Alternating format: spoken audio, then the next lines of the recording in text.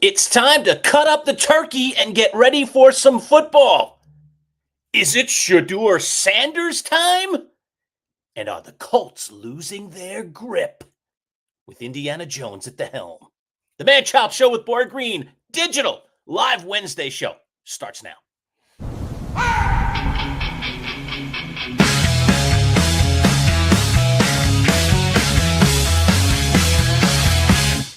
Let's go! It's time for the talk to you.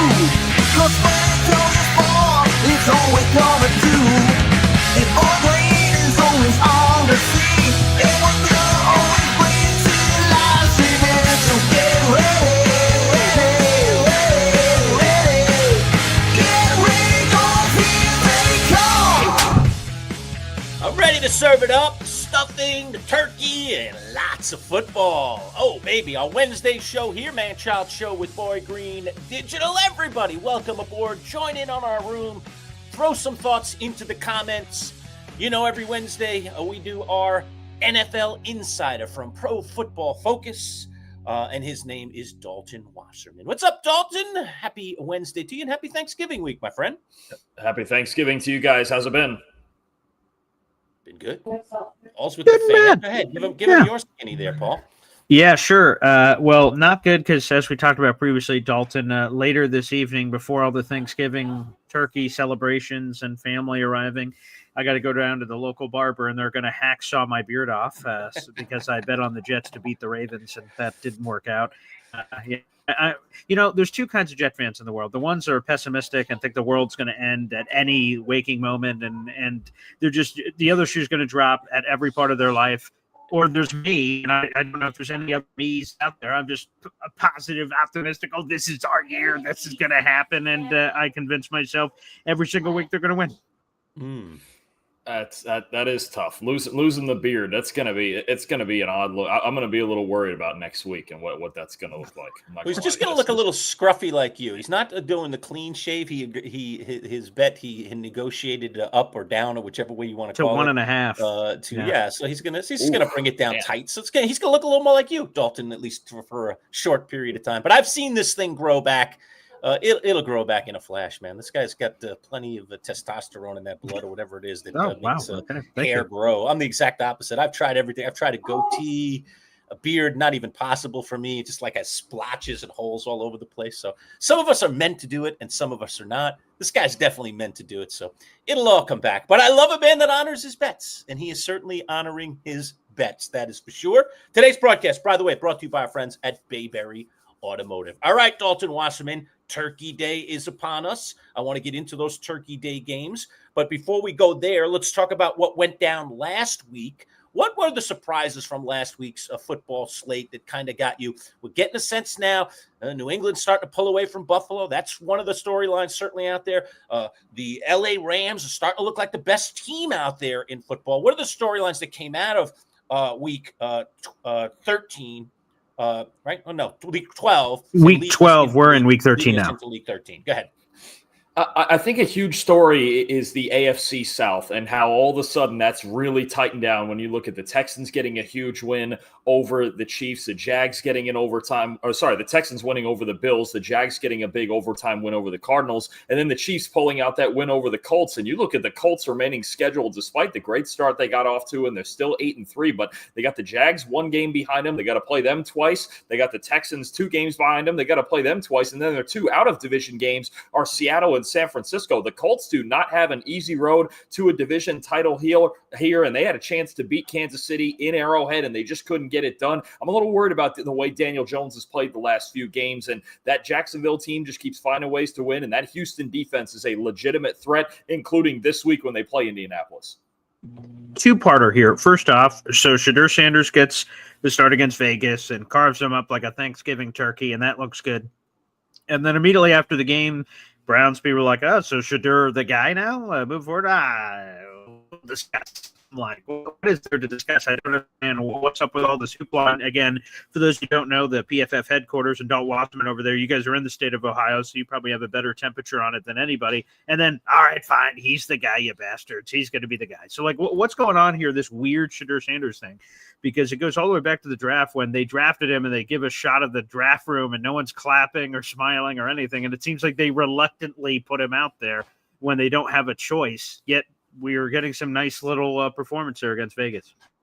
Yeah, no, he was solid. Outside of the interception, honestly, he was really he did the functional things that they needed to win ball games. And honestly, out of a Browns quarterback, that's all you're asking for right now because they don't get that very often, right? They want to win with their defense, with their run game. I thought he played, for the most part, the right complementary role that he needs to play. And look, playing the Raiders, it was a relatively easy opponent that's really struggling right now. Obviously fired their offensive coordinator, Chip Kelly, after the game. But I think if Shedeur can continue to go in there and just play complementary football and do the fundamental things properly, then it gives them a shot to win. Now, that team, they don't need to score a boatload of points to win ball games. If that team gets to 20 points, they can win because their defense is so good. And I think that includes this week against San Francisco, a team that a couple of years ago went into Cleveland and really struggled against them. So, I think Shedeur, they're going to let him keep playing 1 week at a time and evaluate it as we go. But again, the Browns need to fix their offensive line and their wide receiving core before they can really fix anything, with their entire offense.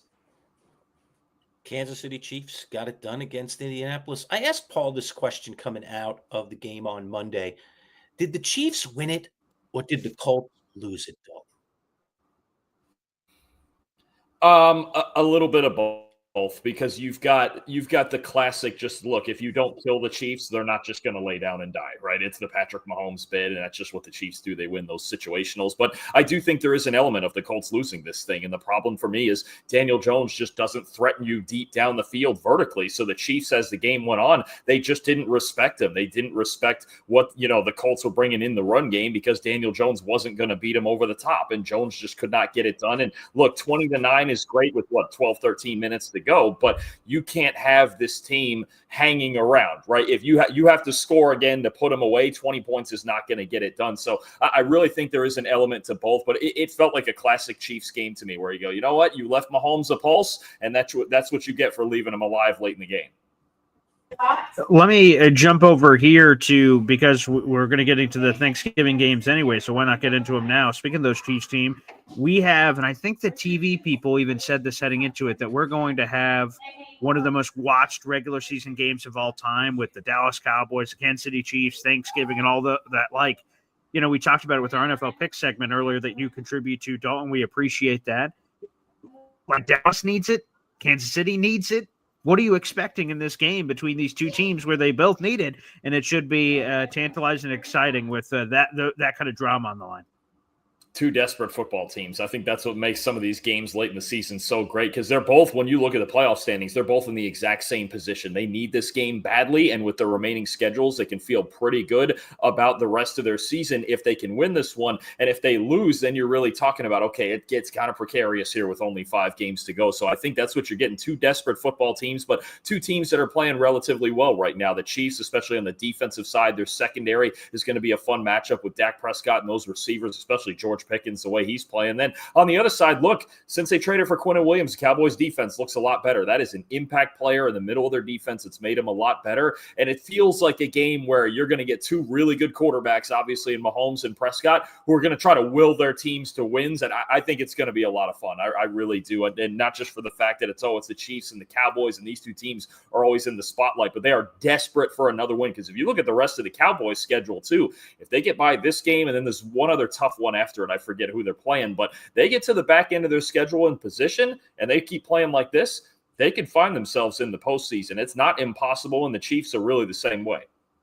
And a quick follow-up here, just because we're talking Cowboys, George Pickens, he is set to be a free agent. He's having a crazy year. Shout out to his contributions to my fantasy team. Thank you, George Pickens. But the Cowboys are already paying CeeDee Lamb $34 million per year. Like, with how George Pickens performed, you can't let him go. What is that price tag going to look like, Dalton, if you have to try to prognosticate what it is for George? Because he's having a hell of a year. He's still incredibly young. Obviously, he's volatile. There's a lot that comes with George Pickens. But when he catches all those touchdowns, it's a little easier to overlook some of that stuff.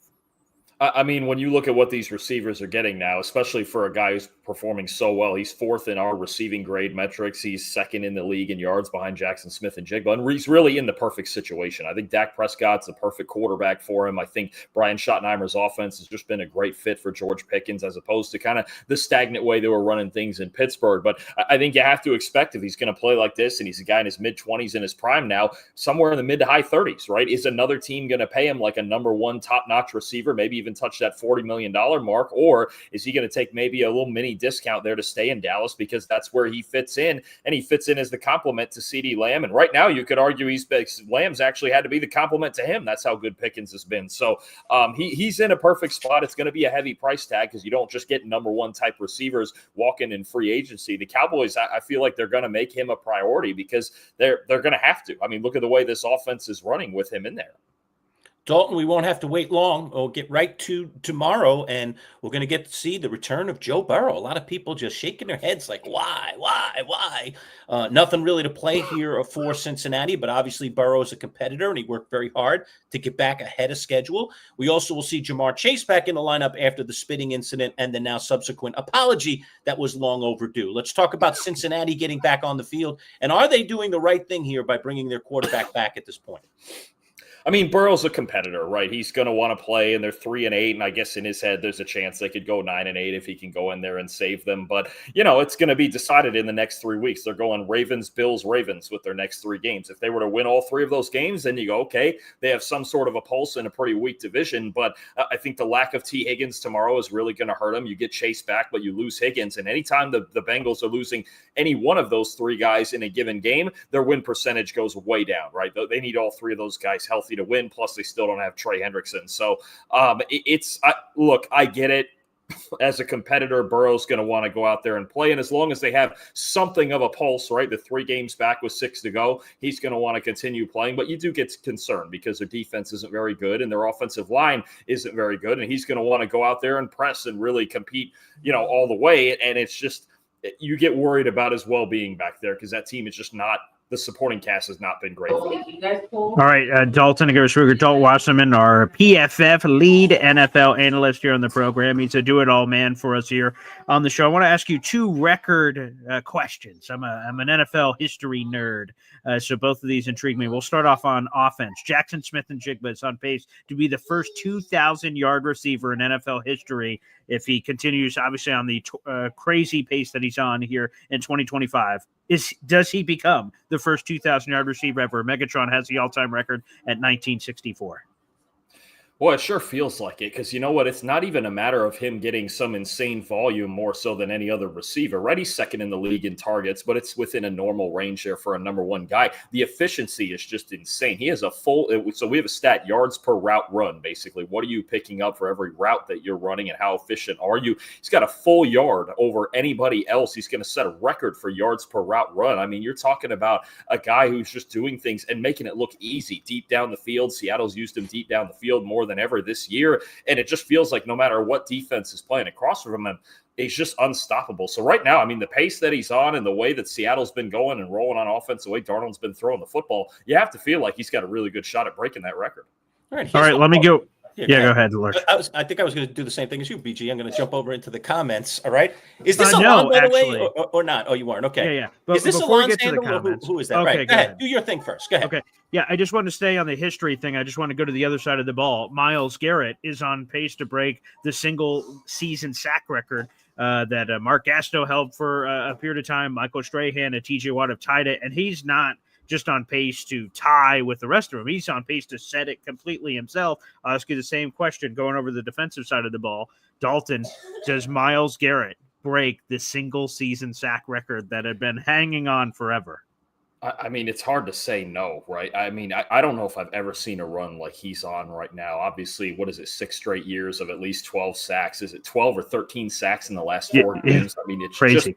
He's unblockable. I mean, you talk about how bad that Browns team is on offense, and yet I don't want to say single-handedly because they do have a good defense, but he just wrecks every game that he plays. And if you don't get rid of the ball in like 2 seconds flat, he's coming and he's going to find that. So, I mean, 6 games to go and he needs, 5 sacks? He's at 18 right now. It would be hard for me to doubt him at this point. Also, I think, honestly, you could make the easy argument that he's the best football player on the planet, regardless of position. And, the fact that San Francisco this week, listen again, last time they went to Cleveland, they really struggled to block that team and to block Myles Garrett, and Brock Purdy holds on to the ball too long. So I think it's entirely possible he gets 1 or 2 more this week and he keeps it rolling. It's hard to bet against him right now. Yeah, no doubt about it. All right, let me jump over this little side tangent. Oh, content. boy. Is that Alon? I'm That assuming is, it yes. Right? Okay. Yeah. I wasn't sure what his handle was. Yeah, All right, YouTube has a recent Gotcha. change, so everyone's handles are handles. So yes, that is a Okay. All right. So Alon says the following. He says, Dalton, I'm glad, first of all, to deliver an ending to Boy Green's beard that is getting trimmed off live because of meeting the membership goal. He's going to do this literally virtually. When is it happening? Today at what time? Yeah, it's around 5 o'clock. So 5 o'clock people, today. youtube.com/BoyGreen5, if you have some There you sick go. pleasure in watching my yeah. beard get shaved I'll be off there. live. I'm gonna Right, put it I'm down. gonna have to in on that. I'm going to have to put it on later. I'm driving to Chicago. I'll have to put it on in the car. Wow, which is the perfect thing, internet people. There you go. It's out there live, and then you can rewatch. And is it the if you pro want. doing it, Boy Green? Is that the Yes, is that yes. Okay. So My, he's having it done by a my professional. father Thank and God. mother, a know barbing some professional. Or Yeah, a so professional so barber. they're going to get some nice pub out of it. So good for them. A local. I'm here in New Hampshire with the family, so they'll get a nice promotion out of it. And now it'll live forever. So shout out to the fans. So Alon is a huge Iowa and a Jets fan, as we know, and he wanted your evaluations on center Logan Jones, safety Xavier. You try and go ahead. You try it. I'm not going to do it. And their kick returner, punt returner. All right, go ahead. Give us an eval on those 3 guys going off the beaten trail, PFF style. Go, baby. Yeah, certainly. Look, Logan Jones, you know me. I'm a host of the PFF College Football Show. Also, like and subscribe. I'm sure that's one reason I got this question. But yeah, Logan Jones, the leader of what I think is the best offensive line in the country in Iowa. A little bit undersized, but a really athletic player who I think if you get him in one of those Shanahan kind of zone schemes where he can work laterally in the run game, he can be really good because that's basically the same thing he's doing down there at Iowa. Nwanpu's just a smart, experienced, tough football player. I think the athleticism might be more like in the B+ range. He's not one of those guys with like Kyle Hamilton range or something like that. But again, a system fit in a place where he could play maybe a deep half or a lot of quarters coverage. I think he'd be really good. And then Caden Weetchin, the last guy there, I think he is going to get a look as a kick returner. He's one of the best returners in the country. He can probably be a gadget guy for you on offense as well if he can develop a little bit more. But I think that's where you're going to see maybe, and especially with more kickoffs being returned right now than we've seen in recent memory and more plays being made and field position mattering. I think Weetchin is a guy who could be valuable in the late rounds for some team.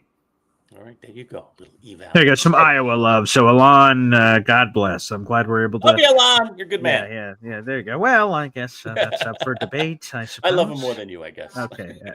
There you go. I guess so. That's definitely for sure. Jamie O'Hara, Jamie the FedEx guy, getting involved on our YouTube channel. My 85 Bears. Do you think we will ever see a Super Bowl shuffle ever again? Dalton Wasserman. Not this year. I don't think this year. I don't think their defense is quite ready because they're really getting by in a lot of turnovers, right? But I think they need to get more consistent on defense. But there is at least hope. And I'm going to tell you something more. As much as anything, and I know that the Caleb Williams hype is higher than ever, and he's been playing really well for the most part, but you got the right coach for me. Ben Johnson, man. You talk about maybe the best play caller in football right now. What he's doing with that Bears team, with what their offensive line is doing, I think they're just a little bit more defensive improvement away from getting into that conversation. They could even win the division this year, but again, I don't think they're quite on the level of, say, the Rams or the Eagles or maybe even Seattle in the NFC, but they're getting better, man. And I'll tell you, Ben Johnson's doing a hell of a job with that team. Well, you brought up the Rams. I mean, a lot of people believe right now the Rams are the best team in football. Are they the best team in football? Yeah, I think so. Right now they are. Even when you look at their 2 losses, they're a fumble at the 1-yard line against San Fran and a blocked field goal against Philly from being undefeated. They just have everything, right? Even my 2 questions coming into the year were about their offensive line and their secondary, and both of those things have been fantastic, along with their terrific front 7. I think Matthew Stafford's the MVP front runner right now. You've got a bunch of dynamic receivers. You've got Sean McVay, who's an elite play caller in his own right. Everything's working for that team. I mean, I don't think you look at the Rams and go, hey, this is the thing we have to attack to beat them. You just got to go out and be better that day. And man, that's hard to do with all the tools they have.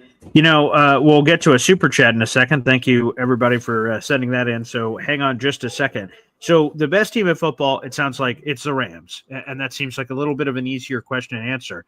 My next question is not that. Who's the second best team in football, Dalton Wasserman? That's a hard one. That is a hard one.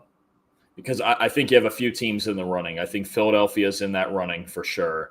Seattle, I mean, they played the Rams the closest out of anybody recently, right? And then the AFC gets weird because you don't feel like it's the Chiefs. You almost can't say it's the Chiefs with their record, but I feel like right this minute, the two best teams in the AFC are New England and Denver. And with Denver's defense and New England just all around with the way Drake May is playing, I think they have to be in that conversation. I want to say for now, I'm still going to say Philadelphia, but they do have some offensive issues they need to fix, and that spot is very wide open for the taking.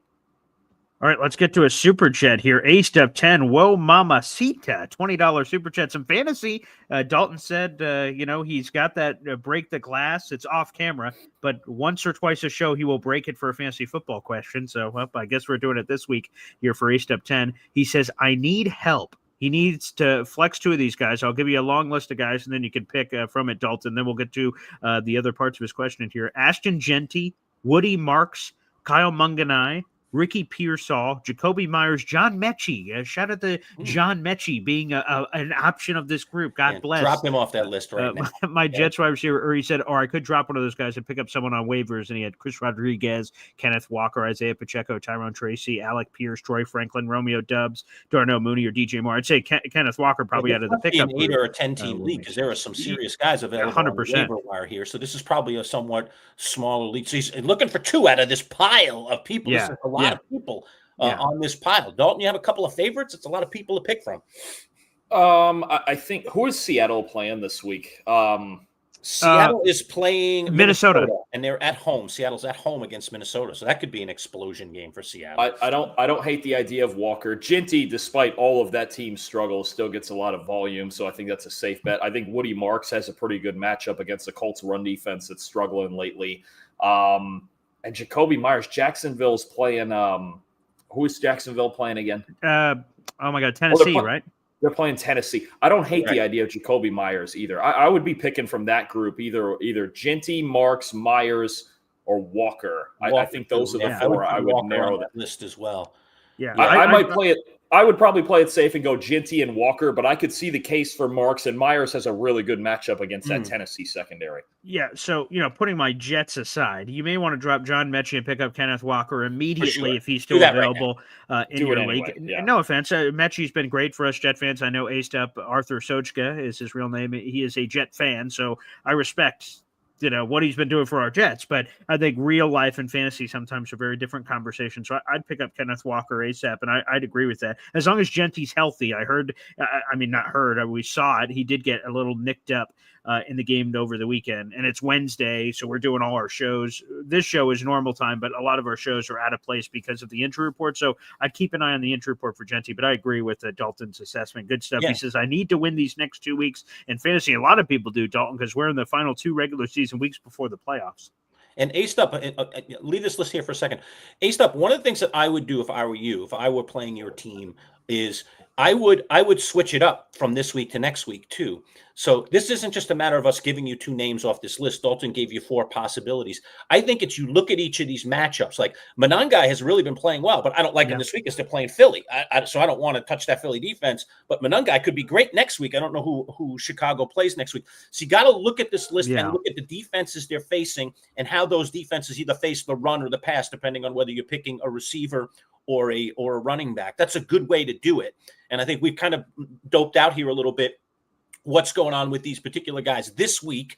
But, Tracy could be a good play in a given week. He's been doing a lot for the Giants recently. Mooney, because of some injuries, he can flex in maybe and do something, although he's been kind of quiet. I like the consistency of Walker, though, like you were saying. And I think there are more consistent guys, but when you're just trying to go win this week and then go win next week because you need 2, then I think you got to play it that way. Go ahead, Dalton. I'll actually throw one more in there because I just remembered the matchup. Troy Franklin against the Commanders is probably a pretty not a bad matchup. The Commanders secondary is awful. I would now that I thought about it, I might even based on the matchup take the gamble on Franklin over Jacoby Myers because they've been going to him. Upside. When he gets a good matchup like that, he's been putting up numbers, and Bo Nix really likes throwing to him. He's been doing it since college. So I would actually maybe put Franklin on that list ahead of Jacoby Myers. If you're looking for a real matchup play, you take anybody against that Commanders secondary. And especially because of what Ace Up 10 says, again, he's following up in other comments about, he needs to win these next 2 weeks. Right. The combination is also this in fantasy: floor play versus ceiling play. You don't want the entire roster be ceiling play unless you're really just trying to swing for the fences. Correct. So you do want to balance it.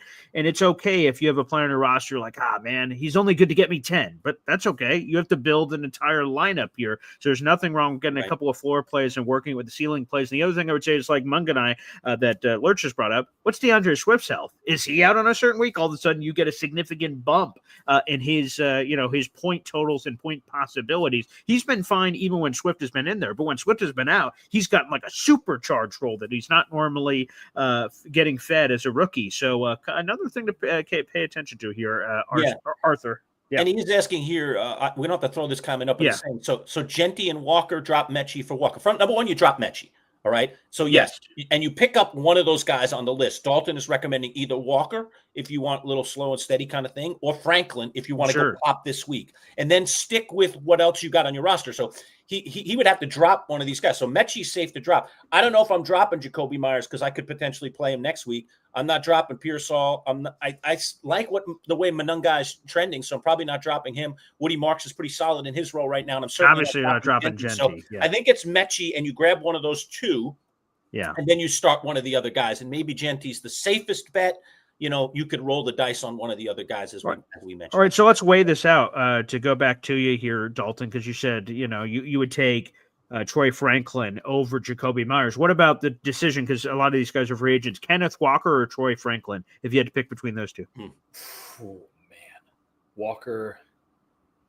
Let's see. We said Walker. Who was it again? Versus Troy Franklin, because those are both free agents. Seattle's at home against Minnesota, and Denver's on the road in Washington. So, oh, man. The matchup would actually tell me Franklin. This is a good decision here because Walker, the problem is, and I have this problem with Walker too, they keep telling me he's going to get more volume. And then even the weeks when he does, it's kind of limited, and Charbonnet steals all the touchdowns. It kills if Kenneth Walker is the hardest player in fantasy for me to comment on because he's been killing me all year with just not scoring. And Charbonnet, every single time he's going to put Charbonnet in at the 5 yard. That's the one part that irritates me. And Seattle, balls, it's killing them. It really is. If you want to play it safe, take your 10 to 12, 13 points with Walker. If you feel like you need a home run swing, I can see the case for Franklin because of that matchup. So shout out Ace Up 10. Thank you for the $20 super chat. That's 6 raffle tickets for our Boy Green raffle we're doing. So appreciate you, Arthur. Thank you for sending that along. Much appreciated. Fabulous. Okay, let's get into the games this week as well, Dalton. We got a lot of really good ones. Let's see. Let me pick one off my list here. How about Philadelphia, Chicago? This one in Friday. Philly. Obviously, Philly coming off that loss against Dallas needs to bounce back. Chicago playing good football. These two teams have equal records right now. Interesting. There's a lot of good fun matchups in this game. You mentioned before about the Bears' run game of the work that their offensive line is doing, and now they got to go against this defensive line for Philadelphia that's looked a lot better since they got Jalen Phillips, since they got Nolan Smith healthy. I think you got an absolute war in the trenches that's about to happen. The big thing, though, I think in this game is you got two teams that have been winning in a certain way. One, the Bears' defense that leads the league in takeaways and interceptions, and they really, again, consistently on defense, they haven't been great, but they have forced timely turnovers when they need to. But the Eagles, they've only given the ball away 6 times this year. Jalen Hurts has only thrown 1 interception. So if the Bears are not getting those turnovers in this game and the Eagles are safe with the football, because you know what? We can complain about their offense all we want, but they don't give the football away. It's a very safe brand of football that's getting them wins for the most part, right? I think that's going to be a big thing. If the Bears don't turn turnovers, can they make enough stops short of the chains against the run game, against A.J. Brown, against Devontae Smith? Can they make enough stops short of the chains without turning the football over to keep themselves in this game? That's going to be a big one for me. All right, let's get another couple games in here, and then we'll let you go, Dalton, for the rest of your Thanksgiving action that you have, especially your PFF promotion. We want to give you a chance to promote that before we get out of here, too. Let me go to this one. I'll ignore my Jets for now and put them aside. What about Aaron Rodgers potential returning and playing the Buffalo Bills? This is a weird one because the Bills on the road are not necessarily the same team. We saw the offensive line struggle with Houston's pass rush last week. In Pittsburgh, it doesn't get any easier with TJ Watt, Nick Herbig, Alex Highsmith, Cam Hayward. All the guys they have up front can make it really difficult. This is a hard game for me to read. I'll be honest with you. I think it's very 50-50. I think the Steelers, if they are able to run the football, which has been up and down, but they had their best rushing day of the year last week against Chicago despite the loss. If you can get in on this Bills run defense, which isn't very good, and you can control the pace of the game, then I think that's a moment where you go, okay, we feel like we can do this. We can keep Josh Allen off the field and win it. And the Steelers are another one that when they force turnovers, they win ball games, and when they lose the turnover battle, they're going to lose. It's pretty cut and dry. I know for a lot of teams it's like that, but for the Steelers, maybe as much as anybody. So I think it is interesting. I think the Aaron Rodgers story here is interesting with him and how he's going to look if he's not 100%. But I do think this game really comes down to the Steelers needing to be more physical in the trenches against this Buffalo team that has kind of wavered lately in there. Indy hosting Houston. Is the bloom off the rose for Daniel Jones? Does Indy lose 2 in a row here? Boy, this is the week you're going to find out because that Texans defense might be the best one in the league, right? And they've got one of the few defensive lines in the league that can really compete with this Colts offensive line. This game is really going to be about Daniel Jones and whether, last week he couldn't give him enough. Straight up, he just didn't give him enough to beat that team in Kansas City. Can he do it this week against maybe the best pass defense in football? I'm sure Shane Steichen's going to try to hide him. They're going to try to ride Jonathan Taylor to a win, but this game to me is all about if Houston slows down the run game like the Chiefs did last week, what does Daniel Jones have in him? And if it looks like it has the last 3 or 4 games, then Houston's going to come out of there with a win. And then the last one I'm going to ask about, Dalton, is Green Bay, Detroit on Turkey Day. We're going to get that one tomorrow. Detroit back home barely beat my Giants, man. We almost had one. Ugh, good grief. And now Green Bay coming into Detroit. How do you see this one playing? This is a hard one to get a read on. Both teams are very good. Both teams are desperate for a win. And it's funny because we're playing this game. It's week 13, Lions-Packers, and neither one of them's in first place. And these are the 2 teams everybody was picking, right? And you've got both of them chasing the Bears, which I don't know the last time we said that, right? But I think this one, to me, I think there's a big spotlight on Jared Goff here. I think the first time around, there was a lot of blitzing. Micah Parsons' first game in Green Bay, the pass rush really got to him. I still have my questions this far into it as to whether Jared Goff can carry them through adversity and carry them, through a Super Bowl run and everything like that. When the Lions have run the ball well, they've won games. When they don't run for at least 100 yards, I believe they're 0-4 or 0-5. That's just the split that it's been. And the problem is what if the Packers come out and load the box and stop Jahmyr Gibbs in this game, kind of like they did in week 1? Can Jared Goff carry them through that? In their losses, you've seen that he just hasn't been able to. So I think the spotlight really is on him. And if he doesn't get better in big games than what we've seen lately, I think Green Bay could pass up Detroit in this game. All right, fair enough. Dalton Wasserman, happy Thanksgiving to you and your family. Yes, Thank sir. you every week for your contributions. Enjoy the games, and we will talk to you on a normal week after we are all put on 5 pounds from Thanksgiving. Looking forward to it, my friend. Have a great week. Absolutely. Happy Thanksgiving. Appreciate you guys as always. All right, there he goes. From PFF, our friend Dalton Wasserman giving us some love on all things NFL. I want to take a break, Boy Green, do a little bit of give our friends at Bayberry Some Automotive housekeeping for here. sponsoring Yeah. today's video. All right. And then when we return, I mentioned it earlier in the week. So I have an item. I have a bunch of items, but I decided on an item. Okay. I want to try and get us, which we're marching towards 500 subscribers, but we're only 28 subscriptions right now away from being 400. I like these landmarks, these nice round landmarks. And so I want to try and get to 400 a little quicker. And so I am going to give away something from my personal collection here. It is a baseball related item. And when we return from this little 30-second respite here from our friends at Bayberry Automotive, I will tell you what that item is. And you can get in on it quickly by just hitting the subscribe button. We'll tell you how to do that when we return. But first, a word here from our friends at Bayberry Automotive. Integrity is a word that some people just throw around in life. But at Bayberry Automotive, integrity is everything. Integrity of their mechanics, who are all experienced and certified. Integrity in the work they perform, with nothing but 5-star reviews from satisfied customers on Google. Integrity that goes along with family. A family-run business that treats you like one of their own. Integrity in everything.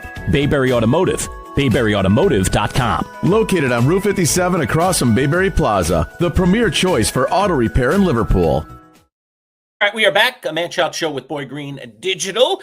And as I mentioned, I want to give a little bit of an extra incentive. I know we were marching towards 500 subscribers. And for when we get to 500, one of our 500 subscribers is going to win this fantastic golf club. It is a $400 value. It was donated by our friends at Play It Again Sports, one of our wonderful sponsors. All right.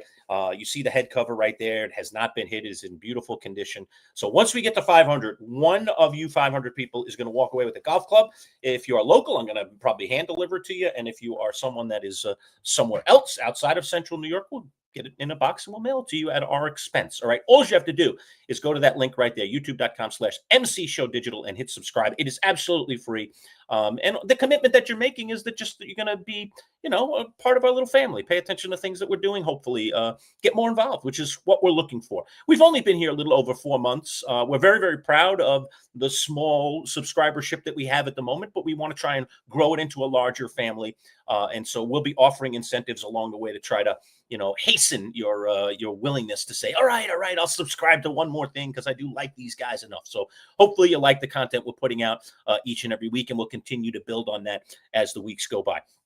So I said to Boy Green, we're like snailing our way to 500 when I want to get to 400 now. I want to be there now. Yeah, sure. So look, I'm gonna try and throw some more tantalizing things out there to try and get people to just click a button that doesn't cost them anything. And so I'm going to do that right now by saying at 400 subscribers, I'm giving this away. This is from my personal collection. As you can see, it is an autographed ball. And if I put it up a little closer to my camera here, you might be able to see that autograph a little bit better. But that is an autographed Bobby Mercer baseball in a nice little case. I will give you the case and the ball. Bobby Mercer, legendary Yankee, for all you Yankee nuts out there. All right. Or maybe you have somebody in your family that's a Yankee nut. I'm going to give away this autographed Bobby Mercer baseball once we get to 400 subscribers. So you'll have a 1 in 400 chance. If you're already a subscriber, you need to do nothing. You've done your job. We thank you for being part of our family. If you're not part of our family and you're watching right now, or you watch this video later, just click subscribe and you are in the pool, okay, to win this baseball. All right. We're giving it away once we get to 400. Hopefully that's sooner rather than later. But I commit to that. And it is out of my personal collection to give away this beautiful Bobby Mercer autographed baseball. So please subscribe. 100%. I just want to reiterate it. Alerts just said it for this, but it's really for everything we have going forward. We plan on continuing to do giveaways for free on the channel and to be eligible. You're eligible for the golf club at 500. You're eligible for every future one that we decide to do. Again, free. YouTube.com/MC Show Digital. And again, we're streaming live right now in 3 different places. The MC Show Digital YouTube channel. So you're already there. Just hit subscribe, or at BoyGreen25, at BoyGreen25 on both YouTube and Twitter. So make sure you guys jump on it. All right. Cool stuff coming your way. So please feel free to jump in and do that. And cost you nothing. And also, the quicker we get our subscribership up, we're going to create some cool things. We're going to do a little VIP club for folks and give people access to content earlier, and give you some cool little things that attach to your membership, being a little bit more of one of our closer fans, so to speak. So YouTube requires that we get to certain parameters before we can do some of that stuff. So we kind of have it anxiously awaiting in the wings. But because we're so young, only a few months old, we have to wait to meet some requirements before we can do some of those things. So we need your support in order to do that. So and I think it'll benefit us all once we get to that as well, because we'll be doing some really cool stuff, and we'll have some subscriber only stuff that'll be really awesome for people that are really into our channel and like what we're presenting each and every week. All right. So BG, let's just dabble a little bit, dare I say, ourselves in all of this Thanksgiving Day meals in terms of what's going on in the world of football. All right. You got 3 games on Turkey Day. You got Detroit, Green Bay, you got Kansas City, Dallas, and you've got Baltimore, Cincinnati. Which one are you looking forward to the most, and why? Yes. I'm looking forward to all of them, Lurch, because they're all tasty in their own ways. From Joe Kind of Burrow, Joe Burrow revenge game at night. Ravens have everything on the line. They've just jumped in front of the Pittsburgh Steelers. Can they hang on to that? Bengals, I don't know if they're going to have any chance of making the playoffs, but Joe Burrow said he didn't care whether they had a chance of making the playoffs. I'm sure he wants them to, but he just wanted to come back if he was healthy, and he believes he is. So we're going to get Joe Burrow on Thursday night. The Chiefs-Cowboys game speaks for itself. It's two marquee brands that are going to be going at it, and they're desperate. That's Dalton Wasserman, a good word he used to represent both of those teams that both desperately need this, and we're all going to be. And that's the primo game. It's just right there where we have the largest audience. A lot of people wrapping up their Thanksgiving action in terms of food and jumping in there at 4:30 for that game. So that game should be spectacular. And come on, Packers-Lions, while it was a bloodbath week one of the season where Green Bay stunned Detroit and they were reeling coming off of that, this Green Bay team has not looked like that same impenetrable, clear, obvious Super Bowl contender since. And while their record is very nice, they haven't been there since. So I'm curious, how do the Lions respond? They don't want to get swept. That could be massive tie-breaking situations later for this NFC North to be decided. Chicago, obviously, playing on Black Friday. So they all intrigue me. But if I was forced to pick one, there's a gun to my head. It's Chiefs-Cowboys all day. Just a lot of sex appeal there. Does the turkey taste better, or the pecan pie or pumpkin pie or whatever it is that you serve it up for dessert taste better in the Esden zone there in New Hampshire if the Dallas Cowboys win, or does it taste worse if they lose? I know your dad's a diehard Dallas Cowboy fan. You're kind of a closet secondary Cowboys fan. I assume there are some other members of the family that bleed the star. So give me your thoughts on that, whether or not it's a happier Thanksgiving, dare I say, when Dallas wins, who, by the way, oftentimes does. I'll look up their overall record in a second. Sure, please they have do. a very good record on Thanksgiving Day. Well, I'm curious if any pies would be left, because if the Cowboys lose, he might be throwing those out the window. So I'm just glad that the Thanksgiving food part is before the Cowboys game. So if anything goes sideways, the food is already consumed. So that shouldn't be an issue from that standpoint. But I'm a pumpkin pie guy personally. I don't like any other kind of pie. The only pie I eat is pumpkin pie. I'm not a big dessert guy, to be honest with you. But cheers to those out in our audience that eats it. I like Reese's, chocolate, peanut butter, any kind of that action's good, but I don't eat it very often. It's like a once a year or twice a year kind of thing. So I don't do that very often. But pumpkin pie is a sweet treat, and I keep it in its lane. I know you used to talk about this all the time on the radio show when we'd start pumpkin spice latte, and it's that season. Oh, now it's this season. I love pumpkin pie, and I could eat it in any season, but I keep it in its lane. I love it, and I cherish it, and I have it around this time of year, and I enjoy it while it's there. So, no, I think everything's going to be as is, whether the Cowboys win or lose. But, he's on the edge of his seat, and I think he's pretty fired up because the Cowboys been on a winning streak. They took Quinnen Williams, and they're doing very well. So he's supremely confident. Hey, I don't know if he's going to say this on any shows that we're doing or not doing. He has a smell of a potential 10-point win for his Cowboys on Turkey Day against the Chiefs. I said, oh, okay, all right. So we'll see if that gets spoken into existence. Well, Dallas is playing well, and the Chiefs don't look that good, but they are finding ways to win. But it's a very curious game to me. One of the hardest ones to pick on our pick sheet this week, especially with a 3-point spread sitting on it. By the way, the Cowboys are 34-22-1 overall on Thanksgiving. So they have a very good record on Thanksgiving. Yeah, great record. So they are acclimated to it. They are used to it. And we're talking about years of good teams and bad teams over the years. And Dallas still has maintained a very, very much well over 500 record. Conversely, you look at the Lions, who really have a bad history, but have turned very good in recent years, obviously. And the Lions overall on Thanksgiving are 38-45-2. So they have a losing record, although they're trying to get closer to 500 now that they have a better team in place. And crazy to think, for Lions fans know this, obviously, but for those who are not Lions fans, right? You're like, the Lions have turned it around the last couple of years. The Lions were on an 8-game Thanksgiving Day losing streak up until last year where they won it. And did they, Lurch, one of your questions to Dalton Wasserman, well, did the Colts lose it or did the Chiefs win it? We go to that Lions-Bears game last year where the Lions finally won a Thanksgiving game. Matt Eberflus let the time run out at the end of the game. We're all looking around like, why is he calling a timeout? This seems sort of weird. And they just blew it, and then he got fired moments after that Thanksgiving game. So, the Lions' one win that they finally got after 1,000 years, they blew. I'm pretty sure I was here watching the game wondering what in the hell is going on out there. So, the Lions, strangely, despite their, they restore the roar and them being a much better team, they've been terrible on Turkey Day. So we'll see if that continues. Let's talk about the three locals real quick. We'll start it with the most appealing game, I suppose, and that is Buffalo and Pittsburgh. I mean, it should be competitive, at least. It's in Pittsburgh, and obviously we have the Aaron Rodgers specter. It appears that Rodgers tried to get on the field last week, but they just couldn't get that wrist secured enough. It seems like it's trending. We don't know definitively. It seems like it's trending that he's going to get out there this week, which I think he has to. He needs to. Pittsburgh's in desperate times here. I mean, this is it. Their season is getting to be on the brink. So let's talk about Buffalo against Pittsburgh. We've got two teams with different fleas. Who do you think has the less fleas here, the least fleas, all right, and can get the job done? Yeah, both teams are also desperate. This is another way to describe them. For me, I think the AFC East is now out of reach for the Buffalo Bills. You look at what's left on the schedule for New England. I just don't see how they make up the ground. I know they play each other one more time, but that's not enough to make up the difference. So I think the division is out of the picture now for Buffalo. So if you're Buffalo, you got to make sure you make the playoffs, because you have a couple of these tiebreakers that don't look favorable to you, and there are some teams breathing down your neck on the outside. I know that's something we don't normally talk about with Buffalo. It's normally a foregone conclusion. Of course, they're going to make the playoffs. I wouldn't feel so sure based on everything we've seen from Buffalo here. So they desperately need to win.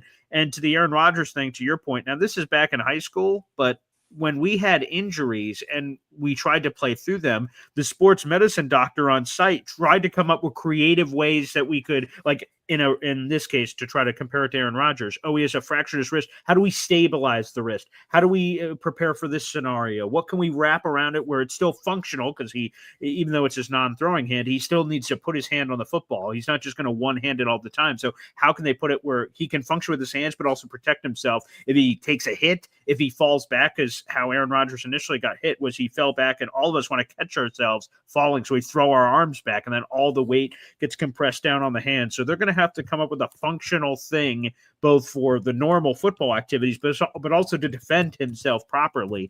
I'm sure they'll be able to do it. Like I said, in the high school days, we found a lot of creative stuff, and they have even more resources in the NFL level to be able to come up with this. So I'll be curious to see what they do. I imagine Aaron Rodgers is going to be on the field. Man, 3.5. Pittsburgh's a hard place to win, man. The fact that half, once again, is, our NFL pick segment is out, so people could go watch it. But that half point to me makes a tremendous difference in why I pick Pittsburgh. And Buffalo's coming off this bad loss to Houston. I don't know, man. I am not feeling well about Buffalo right now. All right, and let's look at the other two locals. I mean, next, let's take a look at your Jets. I think it should be a competitive game. I mean, the Jets are only 2.5-point underdogs against the Atlanta Falcons. This one is in MetLife. And look, despite the fact that they jettisoned off two really good players on their defense, the Jets just seem to be more competitive. I mean, heck, they gave Baltimore a pretty good game for a while last week. The week before, I thought they were fairly solid as well. I mean, the Jets are at least competing at this moment, and Atlanta is one of those teams you just can't figure them out. I mean, they have all this talent. Now they lost their quarterback, and it's Kirk Cousins, hopefully to the rescue. Will he be to the rescue? I'm not really sure. Give me your thoughts about how your Jets line up here against the Atlanta Falcons this week. I give a lot of credit to Aaron Glenn for keeping the temperature of the team. When you trade away two of your best players, it's very easy for the rest of the team to go, clearly this team is giving up on this year. Why would I give a crap about anything? And the fact that AG has kept them motivated in the last 2 weeks, while I lost my beard because of the result of those 2 games, the thing you can say is that they competed. They were heavy underdogs on the road in both of those contests, and the Jets were in it in the end in both of those games. So that's a credit to AG. I think there's 3 keys there that they've been more disciplined. So he's pulled in the penalty issue. The Jets were one of the most penalized teams in football the last 2 years. Now they're middle of the pack. AG in terms of discipline, preparation. They've been ready for all of these tough opponents that they've played, and there's been no worries about that. And then not just the preparing, it's an initial thing, it's the fight throughout a game. So right. I give him a lot of credit. He's rallied. The troops are obviously buying what he's selling. So no, I think we definitely get a competitive game here. Kirk Cousins got his sea legs back under him last week, ending the Falcons' losing streak. So it should be interesting back and forth. We'll see both teams. What is their motivation? Falcons aren't making the playoffs. Jets aren't making the playoffs. So what are they fighting for? AG has proven that he's going to have a feisty bunch. We'll see if that's enough for a dub. All right, and the last of the three New York teams, the Giants taking on New England. I'll tee it up first, BG, and just say this. I mean, I know, look, it's a 7.5-point spread. The Giants, in some weird way, seem to be playing for draft position, although I think Mike Kafka has added a little bit of juice to this team. They've been very competitive, albeit in 2 losses since he's taken over. Now, this week, we have the addition of the firing of Shane Bowen, their defensive coordinator, so one would think that the Giants will come out at least a little bit differently defensively and maybe a little bit more of a chip on their shoulder, hopefully, with a new DC in place and Kafka maybe being a little more involved in the defensive game plan. Plus, again, as much as I love New England, and they are a story of this year that we have to look at and say, like, wow, this is really remarkable what Mike Vrabel has been able to do. Take a team that just did not look good last year at all and turn them into something. Now, the foundation, I guess, was there with Drake May. But the other side of this is that, you know, they still are in some ways a young team, a team in formation, a team that really most people don't think is really competitive at a Super Bowl level or even at a high playoff level. And yet there they are atop this division that everybody had the Bills penciled in to win. But I just don't see them as an unbeatable. I know this game is in New England, which makes it harder for the Giants, no question about it. But I think the Giants are one of these teams here down the stretch that could just surprise people just simply because they're playing with nothing to lose. They're playing in some way. Their coach is playing kind of for his reputation and potential to either stay with the team or to get another job. There's a lot at play here. They are a little undermanned, but I also think they've been underperformed all season long, particularly that defense. So give me your thoughts on how you think Giants New England stacks up, because I won't be shocked if the Giants win. I definitely won't be shocked if they cover. I think this will be a competitive game. Yeah, I think the big thing for that Giant fans are worried about is can they keep Jackson Dart healthy? That you don't want to take away that verve, that fire that he has, that competitive intensity that is infectious to the rest of his teammates. But they want to make sure he's healthy and can play on a week-to-week basis, because if we're in year number 1 as a rookie year and he's already been put in danger several times and he's already been hurt a lot of times, what is that going to mean for Jackson Dart 3 years from now? Is he still the quarterback? Did he injure himself out of the league? I think that's the concern for Giant fans. Now, you know, if Jackson Dart goes down, that you have a guy in Jameis Winston who is used to stepping into the spotlight and serving as the Robin to some people's Batman when they need a knight in shining armor to come save the day. Especially a 7.5-point spread. Again, New England is not just going to go undefeated the rest of the way, in my opinion. So someone's going to get them. And the Giants and Patriots have this interesting history with the Super Bowls and everything, and weird stuff happens. Monday Night Football. It's the end of a long week. Lurch, think about it. We have Thanksgiving games, 3 games. Black Friday game. Sunday, full slate of games. And then Monday, we have one last game on top of that full marathon of games. I think the Giants are going to have a puncher's chance against New England. All right, fair enough. All right, so there's the 3 locals. Again, I want to remind people, if you just have jumped into our feed here, our live feed, I'm giving away a Bobby Mercer autographed Yankee baseball right there, right? Bobby Mercer autographed this right in front of me. I guarantee you it's authentic. He was standing right in front of me when he autographed this beautiful baseball. It's kind of one of my childhood heroes, even though I grew up a Mets fan, but I'm giving it away out of my personal collection. Once we get to 400 subscribers, we're only 28 away at last check, so you could just get that down to 27. 26. Tell a couple of friends. At 400, we're going to give one of our 400 subscribers that Bobby Mercer autographed baseball. If you don't live in town, I'll ship it out to you. If you live in town, I'll deliver it to you, hand deliver it to you right here in central New York. So get in, tell a friend. We're just trying to move our subscribers forward. We've only been with you a short time here on the web. Our digital format, less than 4 months that we've been together here. So we're trying to move the meter a little bit on that. Remember, we come from the background of a radio show that was on the air nearly 30 years. So we moved it over to digital, and we're trying to grow our digital family as quickly as we can. And the way we do that is add subscribers here on our YouTube channel, which is essentially our central portal. I know we send stuff out through our Facebook, our Instagram, our X accounts, and we might even be adding TikTok to that as well in the not too distant future. But the fact of the matter is, YouTube is kind of home base. And that's where, if you want to be part of this, you want to join and be a subscriber. And it costs nothing, which is pretty cool. And you can win free stuff like this Bobby Mercer autographed baseball. At 500, we're giving away a golf club. Once you're in, once you're a subscriber, you're in for any giveaways that we do going forward, unless it is something that we do inevitably with our VIP club down the road. But right now, you are in on anything that we give away for the foreseeable future. Go ahead, BJ. And as long as you remain a subscriber. So, of course, you can subscribe and unsubscribe if you choose to leave. But if you choose to leave, then all of a sudden you lose your place. So if mile markers hit, you aren't in forever. So you must remain a subscriber just to keep people in the loop on that. All right, the last thing I want to do before we get out of here, because so we kind of do it periodically, and I think it's time, especially heading into the holidays, to talk about fantasy football, Boy Green, and our 4 fantasy leagues. We started this, 10-ish years ago on our radio show. When Boy Green came to me, he became the co-host, my former co-host, Bud Poliquin, retired, and Boy Green said, why don't we do fantasy leagues associated with the radio show?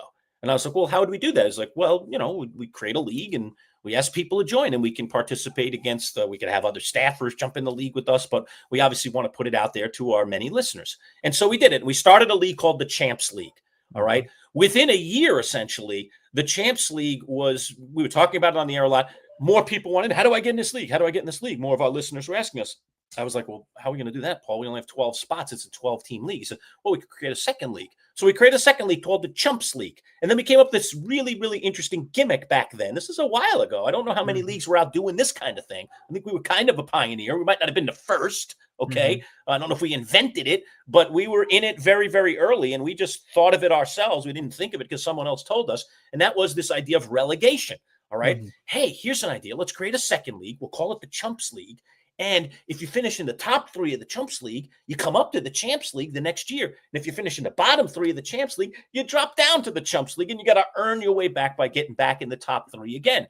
And it turned out to be a great idea because it created a real competitive nature in our leagues. And even though our leagues have no money involved whatsoever, it's just a silly trophy and your name is etched on forevermore. The fact of the matter is, that we talked about it a lot, and people loved competing against us and making trades with us, against us, whatever they could do. And it became a fun thing. So much so that within a year or two later than that, we created a third league called the Triple C. So now you can be relegated twice. And finally, just a few years ago, we created a fourth league called the Quad City. So we are about to go through our 4 leagues. I don't think we're adding any more. 5, I think, would be my limit, but who knows? If there were enough people in the digital world that really wanted this, we probably could go one more league. I mean, 5 is a nicer round number, kind of. Sure. So we'll see, but we're at 4 right now. And I wanted to go through the standings and see how everybody's doing. And we'll try. I know it's all code names because everyone has a name to the team. So we're trying to point out some of the people in our league. So we start at the top, Boy Green, and that is the Champs League. Boy Green's team is Dr. Fields Good. You see him there in second place. The Manchild's team is Stairway to Evans. You see me right above him, a stairway above, so to speak. A very appropriate name for me this year. And here are the remainder of our teams.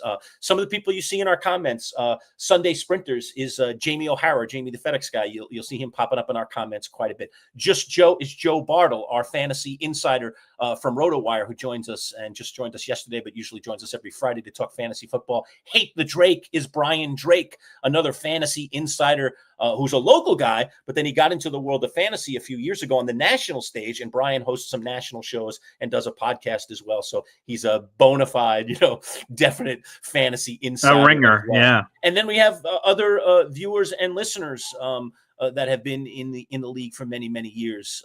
That team down there that's in 11th place, Dart Sticks Mr. Wilson, is a guy named Russ. Yeah. Russ and I have this very unique thing where in all the years, the 10-ish years that we've done the Champs League, neither one of us has ever been in the bottom 3 and thus relegated. We're the only 2 left in the league of the originals that never got relegated. Oh, and Russ is in danger, as you can see. So it looks like I With could 2 be weeks to the go. only one, which I don't like that, to be honest with you, Boy Green, that I'll go into next year as the only one that's never been relegated. You're next. It's almost inevitable that I'm going to be next. So I'm rooting for Russ to get out of there. I like it that it's the 2 of us rather than just the 1 of us. But here is the standings. Boy Green, it's stacking up pretty good, and you and I are perhaps headed for a battle down the road. I don't know. Hey. We'll have to get there, but the 1 and the 2 seeds do get a bye. Go ahead, comment on the Champs League. Well, Lurch, I'm a little surprised that you have been talking more crap about this, but as you'll see, next to the number 1 on your name is an asterisk, and that's because playoffs. Playoffs? Don't talk clinched. about playoffs. You are the only team that has clinched a playoff spot so far. Now, some of it is sort of inevitable that certain, like I'm 8-4, it would take some dramatic sort of fall for me to. I would have to lose out. Everyone would have to win out, and there'd be a lot of confusing. But hey, Got to give credit where credit's due. Not Pop the official yet. Buckley lurch. Your playoff Like spot that. is secured. And again, I've said it before. I want to smack Manchild around, especially a couple of years ago. He scored 200 points in a fantasy championship against me. So it was just over. There was no drama, no waiting to Monday Night Football, no waiting. It was just immediately over, and you could smell the blood of the water. I'm like, oh, well, this isn't fun. A whole year, get all the way, push yourself to a championship game, and immediately lose. So I've got vengeance on my mind for the past, which I do want to get to eventually. But it's good for the brand. When Manchild and Boy Green are on top of a Manchild Boy Green league, well, that's just good for business, baby. So that's good to see at the top there. Very good. I always love to put those fantasy experts down too. So 100%. Brian Drake in the mix, certainly at number 4 in Yeah. the standings right now. Joe Bartle currently outside of the playoffs, Ooh. looking in after Nice. a tough loss to Sunday Sprinters, the team that Yeah. jumped him and sitting now in 7th. That's Jamie's team. So Mm. Joe's got some work to do, and Joe draws me this week. Oh, boy. I hope I know the one thing he's rooting for right now is that his boy Jacobs doesn't play for the Green Bay Packers, but it's looking like he's trending towards playing, and So I've we'll already see. got him in my starting lineup. So it looks like a real battle between me and Joe here on Turkey Week. That ought to be a lot of fun, and we'll get some of those, at least the early returns on some of those games, because I have several players playing. I have a couple of Kansas City players on my team. I obviously have Jacobs, and yeah, I have some of the other, some of the other teams. So we'll see guys. Thursday, right? Tomorrow, Friday, Black Friday and stuff. Yeah. Well, there you go. So we'll get some early returns and see, am I in the lead or am I in trouble already? So on and so forth. So Joe's got me this week. So he needs to win very, very badly. I could afford a loss, but I don't want a loss because Boy Green, you can see, is breathing down my throat here. And I have 2 tough matchups. I have the 2 fantasy experts. I have Joe this week and I have Brian Drake next week. So you and hate both to have see good it. teams. I could lose both weeks and Boy Green could secure first place in the regular season, man. I've been holding on to it all year. I don't want to lose it now. You get this close, you just want to hold on to it. Although the top 2 spots do get the buys, and that's really correct. the most important thing. You can decide everything else a little bit later. All right, let's take a look at the Chumps League and see what's going on there. There are some people here at the top of the Chumps League that could be jumping up and be in our live draft next year in the Champs League. And right now it's Savage Joe's and the Home Team Pubbers and Dallas Doomsday, who doomsdayed me, Boy Green, by just a couple of points. Amanda. We had a yeah. 150 battle last week between me and Amanda. And if I had won, I'd be up there. And probably, I'd be in, let's see, I would have been 8-4. And I'm not sure on points. Now I would have stayed where I was. I would have still been in 3rd place in the league. But still, here's the important thing. Again, we talked about playoffs in the first league. Only you have clinched. All the leagues are the same in terms of the weeks left in the regular season. 4 of the 6 spots are already locked up. Only 6 teams make the playoffs in our 12-team league, so that's half the field. 4 of the 6 are already locked in. So Savage Joe's, Home Team Pubbers, Amanda from Dallas Doomsday, Saddletown Cheeseheads, a.k.a. Mike Nikoski, they're all in. Whether or not they're making the playoffs is no longer up for debate. And you see on this one, me and Manchild are 5 and 6. We're in the final 2 playoff spots at this current point. And we both have Manchild has 7 wins. No other team has 7 wins. Everyone has more or less. I have 6 wins. No one else has more or less. So we sort of control our own destiny here to punch our tickets to the playoffs. So we'll see if we can do that. And by the way, other recognizables here. I mean, you see me and Paul again. We maintain our names throughout the leagues just to make it easy. I just put a 2 and a 3 and a 4 in front of mine after mine to just relegate that it's each of those leagues from the top to the bottom. Mike Nikoski, Titletown Cheeseheads, they're sitting in 4th right now. This is a guy that twice has been relegated from the Champs League. It's come down to the Chumps and is again threatening to get back in the Champs again. So he's been up and down, but he has not gone below the Chumps level at any time. So he's a long-time guy that's been in the Champs and been at our live draft and then has been relegated out and is hoping to get jump back in. If he can finish in the top 3. And again, the top 3 is determined not by regular season, folks. It's determined through the playoffs. So the winner of the league obviously will move up, and then the 2 that end up, winning, 2nd and 3rd place after the playoffs are done, end up. In terms of the bottom 3, that happens during the regular season. So whoever's in the bottom 3, so those consolation playoffs and that silly stuff that they do just to keep people entertained at the bottom of the league, that does not count. So these teams right now, with 2 weeks to go at the bottom of this league, are fighting for their lives, right, to get out. And you can see, look at all those 4 and 8 teams. Man, a win could swing you out, or a loss could drop you in, and you could be locked and loaded in and then be headed to the Triple C League, which we're about to take a look at in a second. And by the way, Esden Zone is your dad. How's your dad feeling about relegation? Rough year. Now, the good news is his points, right? So if he wins and other people's lose, he can make up a lot of ground, which we've seen before. So that's what he's got to hope for. So he's got to win, of course, to put himself in a proper position and also do that as well. And shout out to my fiance. She was 0-7 or something of that nature. She's absolutely turned it around. And she's completely turned it around, so much so that not only has she saved herself, but also kept herself in the playoff conversation. So she's breathing down my neck for that final wild card spot. So, oh boy, that would be terrible. If, knocked that out happened. by your fiance for your playoff hopes. That'd be rough. That'd be rough. Right. So this is the Chumps League that we're looking at right now. Let's bounce to the Triple C. Still 2 more quick leagues to take a look at. Hey, look who's back at the top, baby. 2 of the 3 leagues I'm competing in this year, I am numero uno. I just took over first place. A very, very big victory for the Manchild this past week. Well, we have some really good teams in this league, as you can say. Tiger Wish He Could, which is our old, right? Isn't that Daniel Hahn's team? That is Daniel Hahn's team. It is. Yes. All right. Another. He's the number 1 point scorer. Yeah. 1776. Good night. That's a lot of points. Okay. And he was down like in 7th or 8th place a few weeks ago and has been on a winning streak. And it's not surprising with the points that he's piling up. So he's very dangerous, sitting right now in 3rd place. I want that bye badly so I can avoid him at least for week number 1. Don't want to have to face that until the championship if I have to face it at all. By the way, you're welcome. I took out Love Thy Neighbors. If I don't take out Love Thy Neighbors, you can't be in first place because he'd have 10 wins. So you're welcome, pal. All right. I appreciate your help there. Appreciate your help. And so any other names of note in here? Well, me, Austrian Jets fan has jumped in there. So he took over a team this year. Yes. Thanks for competing in the league and trying to battle here. Who else? Yeah, let's see. So Bill the Produce Guy, you've mentioned him a couple weeks ago. He's 2 the man, the myth, the legend. There's 2 weeks left. He is really locked in to be the bottom. Now that I'm doing the math, I mean, it's impossible for him to leapfrog, unfortunately, because the games have just run out. So Bill the Produce Guy will be relegated, unfortunately. Austrian still has a chance. Right. Austria has a chance to fight his way out. And here's the good news for me is I really like my team. We're all competing for 1 spot, really, because it's Silence of the Lambs. There's 6, 7, 8, 9, 10.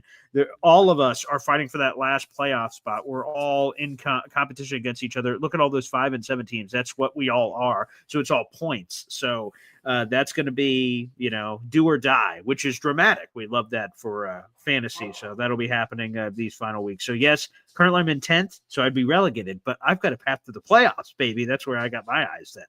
Okay, fair enough. And interestingly enough, I'm in 3 of the 4 leagues. We're going to show you the 4th here in a second.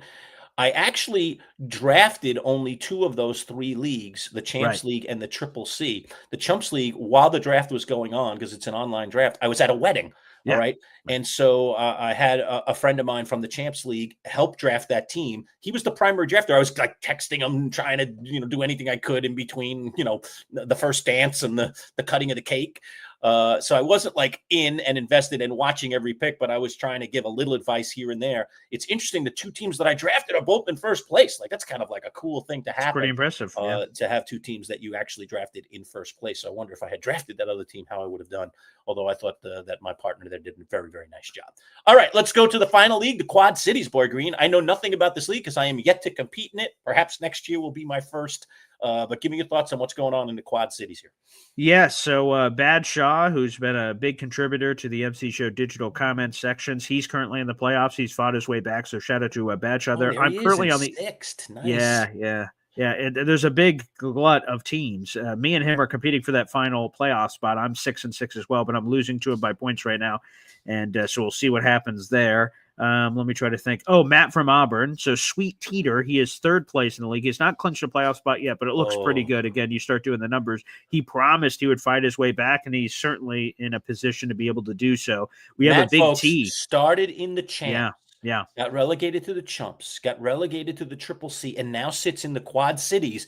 And he has said it. He wants no freebies, no gifts. I am working my way back up. So it will take several football seasons here.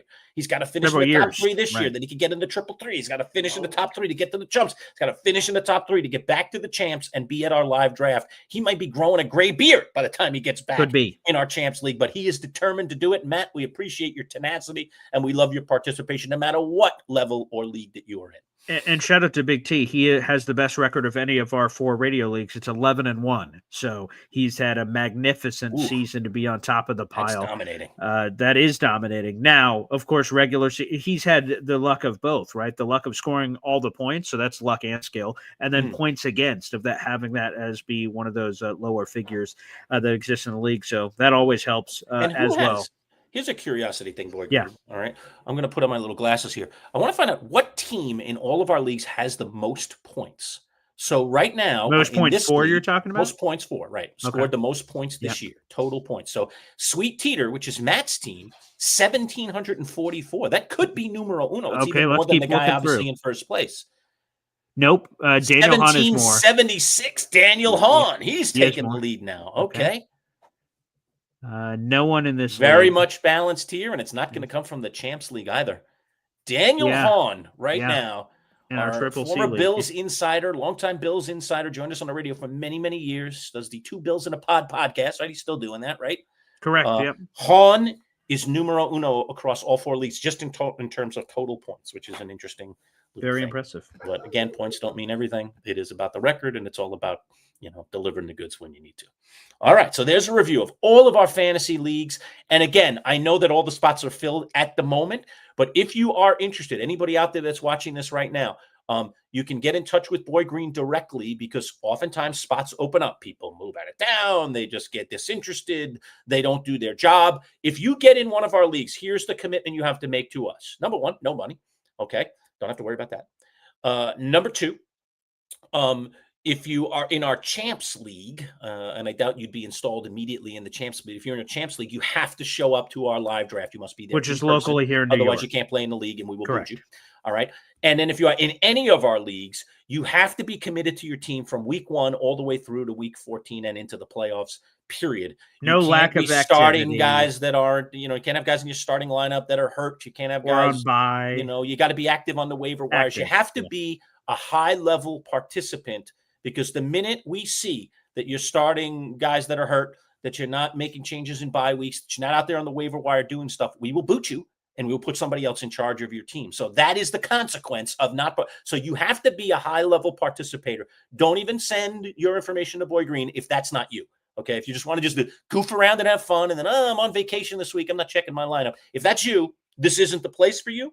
But if you love fantasy and you love competing and you love just kind of being in the scrap and trying to work your way and fighting to the last minute because you don't want to finish in the bottom 3 and get relegated ever, trust me, ever, okay? You have to fight right to the end, make trades, get on the wire, do everything you can, so on and so forth. So if that's you, then send info right here to Paul, all right? And he will put you on our, quote, waiting list, where you could get into one of our leagues. And you never know where a spot's going to open up. It probably won't in the Champs. We're pretty diligent about those people that are in that league and participating at a high level. But the other 3 leagues, we've had spots pop up in the Chumps, and then you could just get in the top 3 and be in the Champs the following year, so you could get a little bit of a break. Or you could start all the way down in the Quad Cities and be one of those people that works your way all the way up to the Champs and then has that great swell of pride. Look at what I did. Our fantasy insider, Joe Bartle, started in the Champs League. Isn't it our Champs League the first year that he participated? It wasn't when the league started. It was a few years in. All right. But we asked him if he wanted to do it, and he said yes. So we let him in the Champs League, okay, because he was our fantasy guy. He got knocked out right away. First year. Went down to the Chumps. The following year, he got knocked down to the Triple C, which we had just created for him. Oh, sorry, Joe. We did that. All right.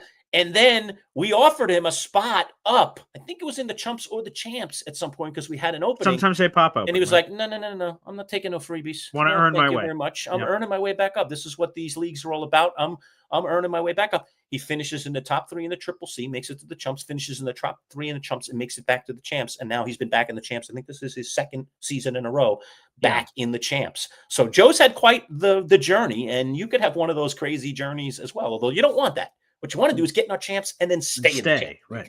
Because that's the pride of all the leagues is the Champs League. But I do want to put one more nugget out there in the universe because everything Lurch just said could sound intimidating if you've never played fantasy football before. And you're like, geez, I gotta. These guys are too serious for me. I gotta look at this. And I would just say this again. I say this every fantasy football season.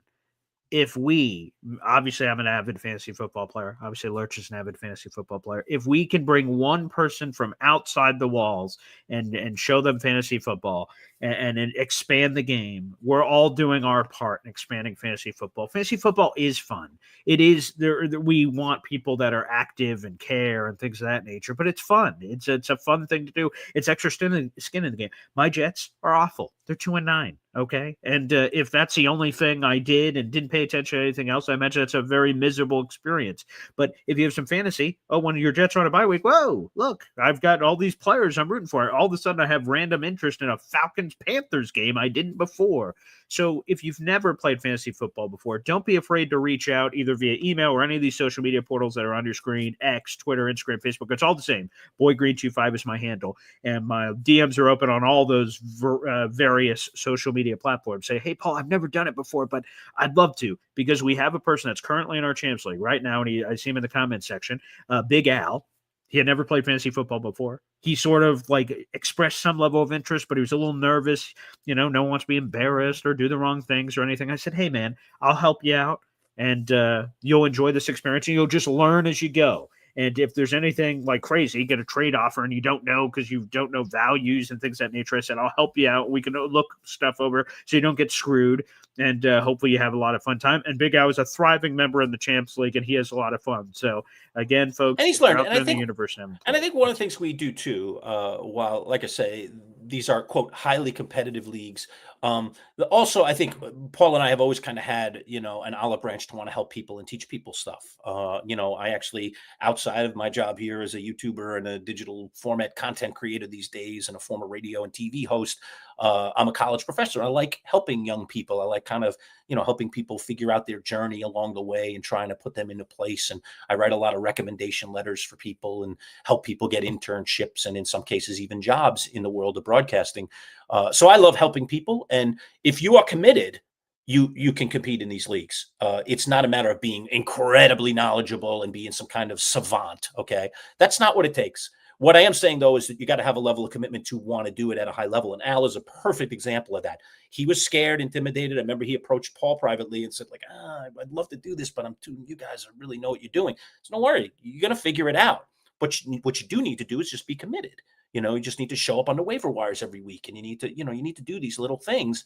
And Al did all of that. And, he's been more than competitive. I mean, earlier this year, he was in first place in our league. He's a top 3 team right now in our league. Right now, he's in the playoffs if the playoffs were today. He's learning how to work the waiver wires. He's learning how to make better trades. Sometimes he reaches out to people in the league. Sure. If we're not involved in a trade, like myself with Boy Green, what do you think of this? And we'll give him good advice. So we're here to help also. It's not just all about intimidation and we're going to kick your butt. I mean, it's nice that we're in first and second place this year. That's not always the case. Yeah. But we are this year. We're doing very, very well. But a lot of that is happenstance and luck and, certainly some skill, but happenstance and luck just as much in the world of fantasy. So we want to help you. So if you would be committed, that's the key thing. And that's really what I'm trying to drive home. So you're right. I don't 100%. Want to intimidate people. If you're not good, get out of here, because, there's nothing better than, again, competing against people like us, or competing against people like Brian Drake and Joe Bartle, who literally do this stuff for a living. This is what they do. Those guys are they're going to be after the Super Bowl, okay, in February. Yeah. They're going to be putting their charts together for the next year and looking at the rookie class that's to come that hasn't even been drafted yet. They are into this crazy minutia. Now, Paul and I, we know football certainly, but we're not there. We're not over in that little neck of the woods, and yet, it's so much fun with all that analysis, with all that prep that those guys do to just be ahead of them in the standings, to just have a chance to knock them off and it does feel good. Fantasy. It's just awesome. It's just such a cool feeling. So, and you'd get the same thrill knocking off one of us too. Did I just beat that old talk show host out of there? It's a lot of fun. So, and when we play each other, it's even better, So this week I played Joe Bartle. Joe was, and if you saw our segment yesterday, if you haven't, go check it out, our fantasy football segment. Joe was just downright surly yesterday about the New York Football Giants. And I had no idea where it was coming from. I was like, my Giants have been, we haven't won the last 2 weeks, but we've been pretty competitive. We almost beat the Lions last week, and he was just trashing my Giants and saying nobody should watch the Monday Night Football game against the New England Patriots. I was like, what's wrong with you? And he's like, I'm playing you this week in fantasy, and I don't, and I was like, oh, that's what it is. Oh, I'm now associated with the Giants. Yeah. Therefore, you're going to beat up my Giants this week. So it gets competitive, which is kind of cool, that Joe's really actually up for the matchup against me this week is pretty cool. Yeah, so it's a lot of fun. So folks, again, if you have interest, make sure you reach out. We'll put you on the list. Again, you may think, oh man, 48 people are involved in all these leagues. Like, how often do spots come open? This season alone, somewhere in the ballpark between 5 and 7 spots across our 4 leagues opened up at random at any time. You want to know what I checked? I checked the list first. Okay, who's in order of people that want to be added or the right situation, all these different things. So again, make sure you express your interest, and when those spots are open, we'll let you know. Yeah, very cool. All right, before we get out, jump into the comments one last time. Matt in Auburn, who we were talking about earlier, says, I already have a gray beard. So he doesn't need to wait to move up 3 more leagues over the next few years to grow a gray beard. He already has one. Thanks for that. Jamie, just talking about winning the entire thing. He was down at the bottom of the standings, is fighting his way towards the playoffs in our Champs League. He wants to win it. He'd be the 3rd 2-time winner if he could win the league this year. He joined the legendary Boy Green and myself in that only category. Although more so 1.5, I would think, with him and the asterisk and everything. That's again not his fault, though. I'll take the asterisk off it. But we're not going to get into that story right now. Go ahead. And, Bill Aimley, let's show him up. Mercer definitely a solid player for the Yankees. His definition of Yankees pride. And again, you guys can have a chance to win that. Again, that Bobby Mercer ball. I'll hold it up here one more time. You can go full screen if you want. All right. So I'm giving away this Bobby Mercer autographed baseball. It is from my personal collection. It is going to come to you in this case. I'll give you the case and everything with it. All right. And it's going to go to one of our first 400 subscribers. So we're 28 subscribers away from 400. So as they say, tell a friend and so on and so on and so on. Help get us 28 more subscribers in the next short period of time here. And that Bobby Mercer ball will go out to one of our 400 original subscribers. So we've only been here a little over 4 months. So one of the 400 people who has already committed to us, including these new subscribers, will have a chance at that ball. We'll just randomly draw a name out, and then we will get in contact with you, and we'll get the ball delivered to you, be it by hand or by mail, one way or the other. And there you go. So I see everyone with the Happy Thanksgiving messages, Matt from Auburn, Bill Aimley, and everyone else. Happy Thanksgiving to each and every one of you. We have a couple more pieces of content, including Survivor tonight at 9:45. So despite the Survivor holiday, Survivor's back tonight. So 9:45 tonight. Watch the latest episode of Survivor, which comes on at 8 o'clock, 90 minutes later of all the Survivor jazz. 10 or 15 minutes after that, we'll go live recapping that episode. And we have one more interview. That'll be our Jets interview with Jake Asman today. And then you guys can enjoy all the Turkey Day action over the next couple of days. Your MC Show digital content already loaded, so you guys can spend time with your family and watch it at your convenience. That is at MC Show Digital on YouTube. NFL picks are already in. As you mentioned, Jake Asman coming later today. Our Giants insider Ed Valentine already in the books. Anthony Prohaska coming your way shortly as well. Is Anthony out yet? I know he's coming out. He's out.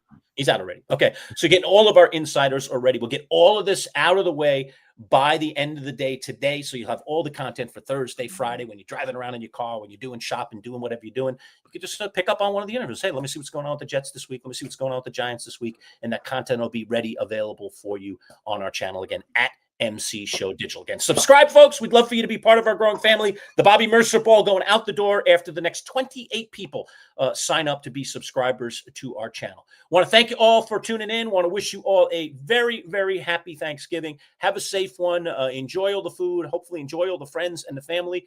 And we will see you, as they say, on the flip side. Of course, you can join us tonight live for Survivor, another post-game show with Brett LaBelle joining us in the fold. Take care, everybody. We'll see you soon.